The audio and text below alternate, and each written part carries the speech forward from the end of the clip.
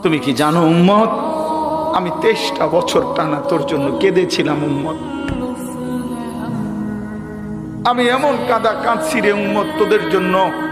এশার নামাজের পরে দাঁড়াইছি, ফজরের আজান পর্যন্ত আমি আমার মালিকের কাছে তোদের জন্য, উম্মতের জন্য চোখের পানি ফেলে কাঁদছিলাম। আমার এত চোখের পানি তোর দিল গলাইতে পারলো না। আমি তায়েফের পাথরের আঘাতে আমার পিঠটা চালনির মতো ছিদ্র ছিদ্র হয়ে গেছে রক্তে। আমি বুকে পেটে 2টা পাথর বাঁধছি ক্ষুধার কষ্টে। আমি উহুদের দান দান শহীদ করা রক্তে উহুদের ময়দানে পড়েছিলাম বেহুশ হয়ে। আমার ঘরের চুলায় 3 মাস রান্নার জন্য কোনোদিন চুলায় আগুন জ্বলে নাই।